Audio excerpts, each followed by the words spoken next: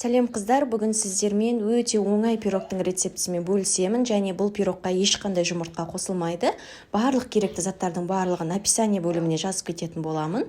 Ең алдымен осылай ыдысымызға ұнымызды салып аламыз, және холодильникте тұрған шамалы жібітілген жұмсақ сары майымызды осылай пышақтың көмегімен бірнеше бөліктерге бөліп, қолымызбен осы сары майларымызды ерітіп, ұнмен үгітіп шығатын боламыз. Егер сіздердің сары майларыңыз қатты болатын болса, үкіштен өткізсеңіздер де болады. Бірақ маған үкіштен өткізіп, оны уақытты алмас үшін осылай тек қана пышақтың көмегімен бөліп тез-тез жасап тастағанды жақсы көремін. Одан кейін біз қамырымыздың басы бірігуі үшін үстіне су құямыз. 3-4 қасық, ас қасық су құйсаңыздар жеткілікті. Егер сіздердің қамырларыңыздың басы бірікпей жатса, тағы да қасықпен ғана құйыңыздар. Пирогқа мен шабдалыны пайдаландым. Кез келген жемістің түрімен жасай берсеңіздер болады, қыздар. Бірақ сіздердің пайдаланып жатқан жемістеріңіз міндетті түрде тәтті болуы керек.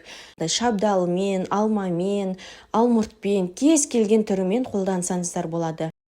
Үстіне салатын жемістеріміздің суы ағып кетпес үшін осылай біз крахмал қосамыз. Мен жүгері крахмалын қостым. Егерде картоп крахмалы болса, оны да қоссаңыздар болады. Ешқандай разницасы жоқ. Одан кейін осылай біз қамырымызды негізі қыздар холодильникке 30 минутқа қойсаңыз, сіздердің қамырларыңыз жайғанда икемге келетін қамыр болып жайылады. Сол үшін холодильникке қойып алыңыздар.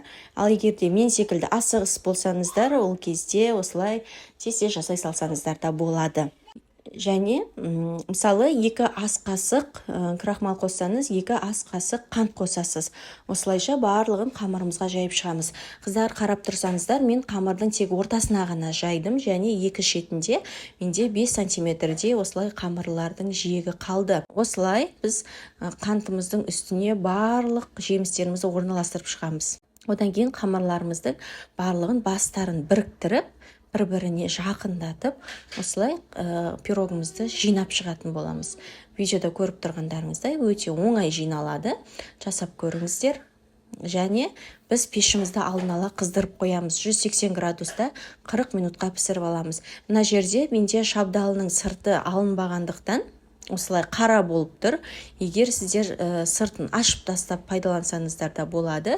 Қандай жеміс алмағыны пайдалансаңыздар да сыртын ашып пайдаланыңыздар, себебі осылай ол пешке піскен кезде күйіп пісетін болады. Күйіп емес, кеуіп пісетін болады. Және қыздар осындай сыртына жұмыртқаның сары уызын қамырына жақсаңыздар да болады. Сол кезде жалтырап жақсы болады. Және өзіңізге піскен кезде піскенін білу үшін сіздердің тесталарыңыз жалтырап жақсы болып көрініп тұрады. Жасап көріңіздер, ас болсын.